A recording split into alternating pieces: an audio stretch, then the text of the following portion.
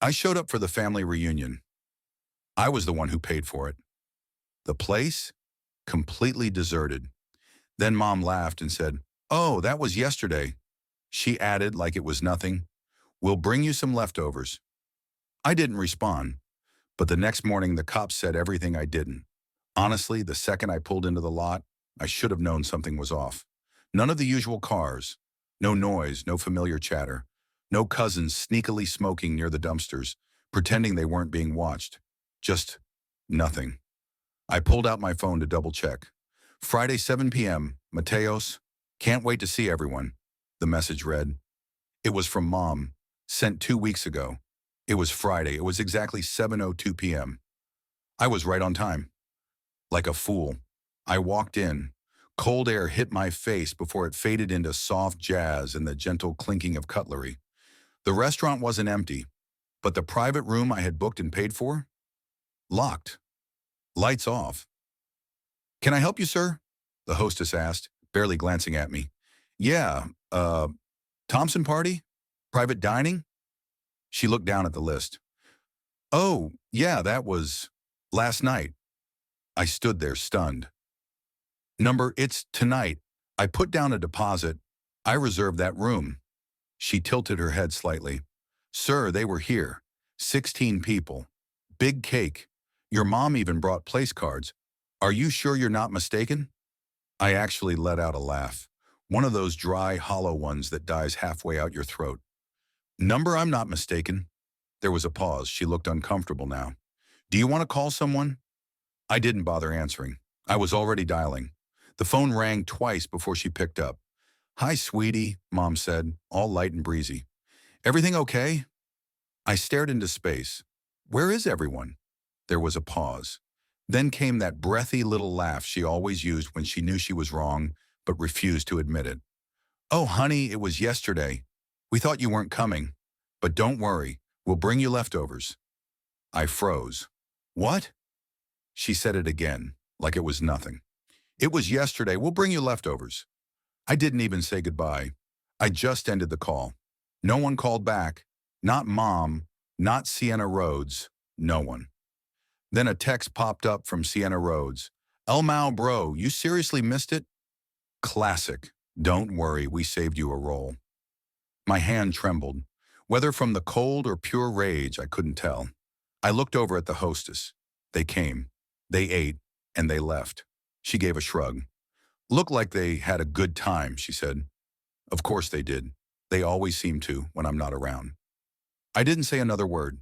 No calls, no texts, no angry rants in the family group chat. Just silence. But I didn't drive home either. I sat motionless in my parked car, engine off, staring at my own reflection in the windshield. All I could think about was the bill, the deposit, the car charge, and the 10 unread texts I'd sent Mom 3 days earlier, all confirming the date and time. They knew, every single one of them, and they still went through with it. They made that decision, together. But tomorrow I'd make mine.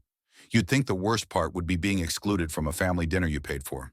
But no, that was just the finishing touch on 5 years of emotional garbage. This wasn't some one-off screw-up. They've shut me out before, many times. This was just the first time they didn't even bother to pretend otherwise. I was always the extra, the optional one. Sienna Rhodes, she was the golden child. Bright, talented, just needed a little boost. Me, I was the one who didn't need much, which in their language meant, you get by without affection, so we won't bother giving you any. I still remember when I landed my first real job. I called Mom, proud as hell. Her response? "Great. Now you can finally help your sister with rent." That was the beginning of the spiral. One rent payment turned into a year of rent, then the utility bills, then her dental surgery, then the car insurance, then books for a nursing program she bailed on after one semester.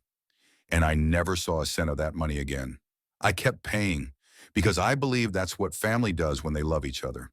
But in my family, love only travels in one direction. And anytime I gently brought it up, I'd get slapped with, "Stop being so transactional. We're family." Or, "Sienna Rhodes is just going through a rough patch, you know that." Or the classic, "You're doing better than her. Why are you keeping score?" I wasn't keeping score. I was just bleeding, and they refused to look at the wound. There was one night, 2 years back, I wired Sienna Rhodes $600 for her dog's emergency vet bill. Later that same day, she posted in Snapscene story, new shoes, fresh nails, some random guy's hand wrapped around a champagne flute. I showed it to Mom. She glanced at it, smirked, and said, "You guys always get so petty about money." Petty. I paid their property taxes last winter after Dad ignored a lien warning from the county. I floated Sienna Rhodes's credit card payments for 6 months when she got laid off, even though I was barely staying above water myself. One Christmas, I emptied out my savings to buy gifts for everyone. What did I get? A framed photo of the family? I wasn't even in it. But none of it, came close to the night I overheard what they really thought of me. That was about 6 months ago. I was crashing at my parents' place for the weekend. Just a few days before that, I'd bailed Sienna Rhodes out again. $1,200 this time because, surprise, she accidentally overdrafted her account. That night, I headed downstairs to grab a glass of water, and that's when I heard them talking in the living room. Sienna Rhodes' voice cut through first. "He's so obsessed with being the martyr. It's actually pathetic." Then Mom chimed in, totally unfazed. "I know, right? He acts like he's some kind of hero just because he covers the bills." And then Dad laughed. "Let him pay. It's not like he's going to find a wife. Might as well make himself useful." I froze in the hallway. Couldn't move. Could barely breathe. Sienna Rhodes's voice came again, smug and sharp. "You know he really thinks we'd fall apart without him?" She snorted.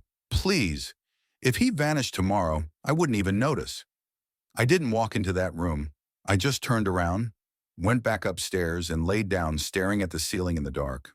The next morning, Mom made pancakes like nothing happened. After that, I cut them off. No more transfers, no more bailouts, nothing. It lasted about 2 weeks. Then right on cue, a text from Sienna Rhodes. "I need help with rent. I'll pay you back. Promise." I ignored it. 2 days later, Mom called. "Sweetheart, Sienna Rhodes is behind on her bills. She's in a really tough spot right now. You know how sensitive she is. Why are you being so cold?" I took a breath and said, "I just can't keep doing this anymore." Her response, "If you're going to punish us for raising you, maybe we shouldn't have bothered." That sentence did something to me, wrecked me more than I admitted out loud. I sent the money later that day. Of course I did. And now, after all of that, they had a reunion dinner. Without me. A dinner I paid for. A time I confirmed. And when I called to ask where everyone was, Mom had the nerve to say, "It was yesterday. We'll bring you leftovers." Leftovers. Like I was some dog. Not a son, not a brother, just a wallet with limbs. I sat in that car outside Luca's table for a long time that night. Didn't cry, didn't yell. Just sat there in the thick, suffocating silence, thinking about all the times I'd been the good one and what it had cost me. But tomorrow?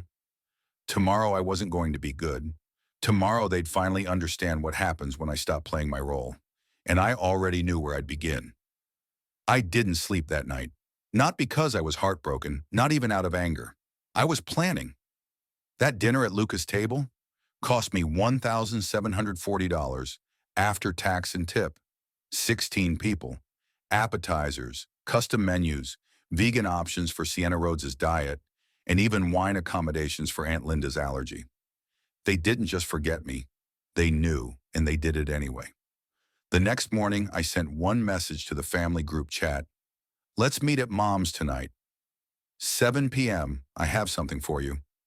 No one asked what it was. Of course they didn't. They never asked me anything. At 6:58 sharp, I pulled into my parents' driveway. They were already inside. Sienna Rhodes was scrolling on her phone. Dad had a beer in his recliner. Mom was fluffing the pillows like we were expecting guests. She looked up with a sugary smile. "Hi, honey. We weren't sure if you'd still be upset." I didn't say a word. Sienna Rhodes glanced up, her face smeared with fake sympathy. "You know we didn't do it to hurt you," she said. "It was just easier for everyone to come Thursday. Most of us have, like, lives." She said that with a straight face. I reached into my bag and placed a thick envelope on the coffee table. Mom asked, "What's this?" I sat down slowly, calmly, and said, "It's a bill." Dad let out a scoff. "A bill for what?" "For the dinner," I replied. "The one you all enjoyed without me." Sienna Rhodes let out a laugh. "You're joking," Sienna Rhodes said. "I'm not," I replied. Mom narrowed her eyes. "Wait, are you actually trying to make us pay you back?" "No," I said, leaning in. "I'm giving you a choice. Because from now on, anything you ask of me comes with an invoice attached." The room went quiet. Then Dad straightened up in his chair. "You need to lose this attitude, son. We're family." "Right," I said. "Family. The same family that deliberately left me out of a reunion I paid for. The same family that's drained me dry, emotionally and financially, for 5 years and counting." Sienna Rhodes rolled her eyes. "Oh, come on. No one made you pay for anything." And that's when something inside me finally snapped. I stood up. "You know what? Fine.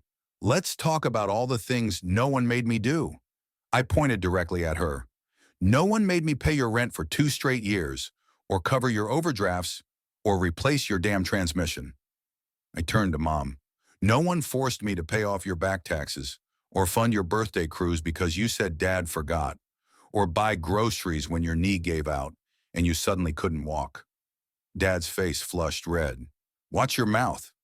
"Oh, I'm just getting started." I reached into my pocket and unfolded a sheet of paper. "I've got a list," I said. "You don't want to hear it? That's fine. But I had to live it." Then came the twist. I pulled a folder out of my bag and tossed it onto the coffee table. Dad snapped, "Now what the hell is this?" I smiled.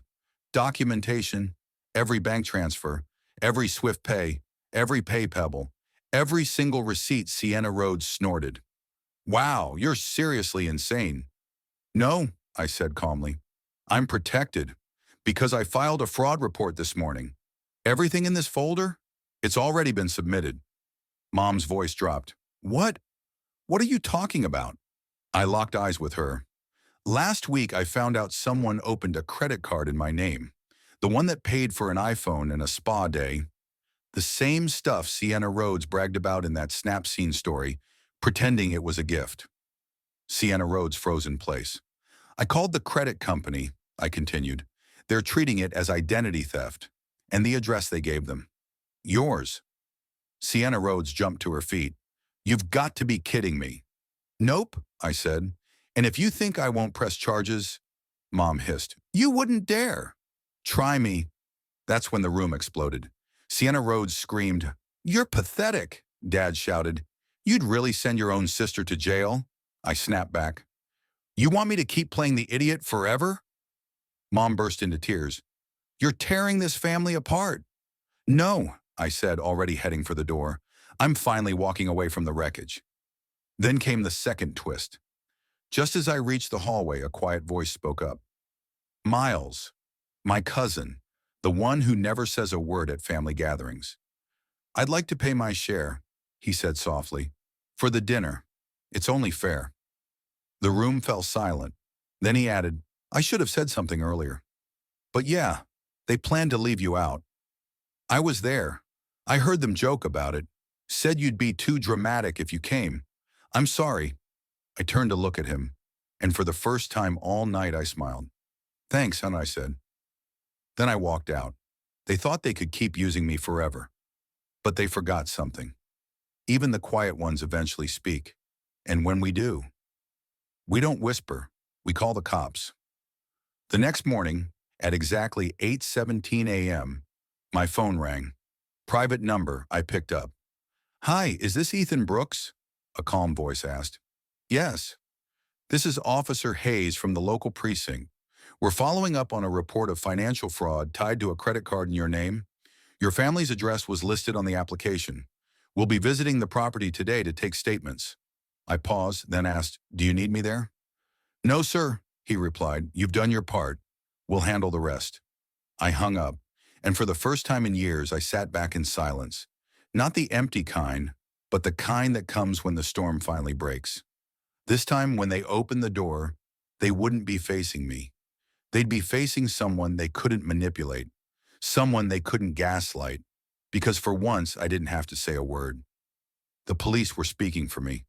I used to think silence meant peace, but sometimes silence brings chaos. They say when you remove the keystone from an arch, the whole thing falls. But I wasn't the keystone.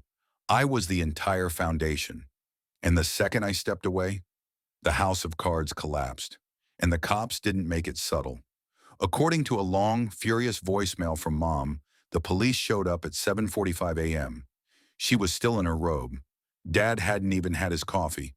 Two officers, one male, one female, professional but firm. "We're following up on a report of identity theft," they said. "A credit card was opened under your son's name. Over $4,000 in purchases were made, all traced back to this address. We need to know who had access." Mom's reaction? "There must be a mistake. We're a good family." Of course, that's always her line. The officers asked to speak with everyone in the home. Sienna Rhodes tried to slip out, mumbling something about work. They asked her to stay. She cracked in less than 5 minutes. "It wasn't really fraud," she stammered. "He always helps. I thought he wouldn't care." Mom jumped in instantly. "She's just stressed. She didn't mean to do anything wrong." But it was already too late. The officers took notes, recorded the entire conversation, even asked to see Sienna Rhodes's phone. That's when it spiraled. They found text messages. From Sienna Rhodes to a friend. "Used my bro's info again. Baudet on him. IDC. He's such a pushover, he won't even notice." It wasn't just fraud. It was planned, premeditated, and now it was evidence. Later that same day, I got a call from a detective assigned to the case. "We have enough to file charges. Would you like to proceed?" I asked for one day to think. That evening, my phone blew up. 27 missed calls. 41 messages. "Mom, Caleb Turneriel, please, we need to talk. It was just a mistake." She panicked. "She's still your sister." "Dad, don't ruin her life over this." Sienna Rhodes. "You selfish jerk. I'll lose my job, my apartment. You're doing this to your own family." Funny, I thought. No one said a word when I was the one losing pieces of myself for them. I waited the full 24 hours. Then I called the detective back. "Can we pause the formal charge for now?" He agreed, but made it clear. "This doesn't disappear. It just waits." That's when Mom made her move. She called, voice soft and smooth, like silk wrapped around a knife. "If you really want to fix this, come to the house. Let's talk face to face." Against every instinct, I went. And the second I stepped inside, I regretted it. Sienna Rhodes was curled on the couch under a blanket like she was the victim. Mom had that perfected, worried mother look. Dad didn't even stand up. "We just want to heal," Mom said gently. "We?" I asked. "We know you're hurting," she said. "But this is tearing the family apart." "No," I replied. "Sienna Rhodes did that." Sienna Rhodes's voice cracked. "I didn't think you'd actually go to the cops. Who does that?" "Someone who's finally had enough," I answered. Mom reached for my hand. "Let's make this go away. We'll pay you back. We don't need police." I looked at her. "Funny, because you didn't offer that before they knocked on your door." She pulled her hand back, like I'd slapped her. Then Dad finally spoke. "You're not perfect either. You think this makes you some kind of hero?" I met his eyes. "Number. It makes me free." And then I walked out. Again. But this time, for good. A week passed. Then came another call from the detective. "We received a payment covering the charges. Anonymous. But it came from a joint account under your parents' names. Do you still want to press charges?" I thought for a long moment. Then I said, "No. Not this time. But I want it on record. If she ever touches anything under my name again, I will press charges." He agreed. I hung up. And just like that, I was done. No more guilt. No more handouts. No more walking into rooms where I was invisible. Until someone needed their phone bill paid. I started fresh. Moved out of state 2 weeks later. Small town, quiet place, friendly landlord. Rent was half what I used to pay. I spent my first weekend building IKEA furniture and playing music I hadn't heard since college. Went grocery shopping. Bought only what I liked. I sat on my own couch with coffee and a book, and no one knocked asking for help. And for the first time in 10 years, I realized I wasn't responsible for anyone but me. But here's the twist. 3 weeks into that new life, a letter arrived. No return address. Just my name. Inside was a folded piece of paper and a check. The note read, "I don't expect you to forgive me, but thank you for doing what I never had the courage to. Miles." The check? For half the cost of the Lucas table dinner. I held it in my hands when I smiled. Miles didn't owe me anything, but he understood. He got it. As for the rest of them, I never heard from them again. Not for my birthday, not at Christmas, not even when Dad had surgery later that year. I found out about that through a distant cousin's Facebook post. And honestly, good. They finally learned what it felt like to live without me. And I finally learned how to live without them. People love to say, blood is thicker than water, but they always leave out the full quote. The blood of the covenant is thicker than the water of the womb. In other words, chosen loyalty is more sacred than shared DNA. I had to learn that the hard way. The last time I saw any of their faces was the day I walked out of that house. Folder in my hand, fire in my chest. Since then, not a single word. And that silence, at first it felt like punishment. Now, it feels like peace, like air. A few weeks ago, I ran into someone from back home, a girl I vaguely remembered from high school. We crossed paths in the checkout line at a fix-it depot. She looked at me and said, "Hey, didn't you used to be Sienna Rhodes's brother?" I paused, smiled. "No." Just like that. No guilt, no shame, no hesitation. Because I'm not Sienna Rhodes's brother anymore. I'm not the good son, not the bottomless wallet, not the guy who always shows up when everyone else disappears. I'm me, and for the first time in 32 years, that's enough. They thought I'd fall apart without them, that I'd come crawling back, that I needed their version of love. The guilt trips dressed up as concern, the manipulation masked as family bonding. But they were wrong. I don't need their Sunday dinners where I sit quietly while they toast themselves. I don't need their check-ins that are really just setups for requests. I don't need to explain to anyone why I changed my number, why I left without a forwarding address, or why I never showed up for Christmas. Let them wonder. Let them fumble through excuses. Let them explain my absence to the neighbors, to extended family, and to themselves. Because deep down, they know. They pushed me away, and for the first time in my life, I didn't beg to come back. You want to know the best part? They lost all their power the second I stopped begging for love and started demanding respect. People like that love to weaponize the word family, but the second you set a boundary, they throw words like cold, selfish, broken. But I'm none of those things. I'm just not theirs anymore. And Sienna Rhodes? She didn't lose her job. She didn't end up behind bars. But she did lose something, her mask. Now the entire family sees her for who she is. The lies, the manipulation, the cruelty disguised as jokes. Miles moved out. Aunt Joyce won't let her babysit anymore. Uncle Frank, who I hadn't heard from in years, called me out of the blue. Said her name is mud at every gathering now. "You don't need to come back," he said. "They're the ones who messed up. We all see it now." But I told him what I'll tell you. It's not about who sees it. It's about who survived it, and I did. So no, I'm not going to pretend everything's fine. I'm not sending birthday cards. I'm not picking up the phone because I feel guilty. I'm not dragging myself to potlucks just so Mom can make jabs about how hard it is to keep families together. Because I'm not theirs anymore. And that's the best thing that's ever happened to me. I wake up now and it's quiet, not empty, just peaceful. I work. I keep what I earn. I eat what I want. I say no without apologizing for it. I don't flinch when my phone rings. I don't hold my breath around people who claim they love me. I don't shrink anymore. I'm free.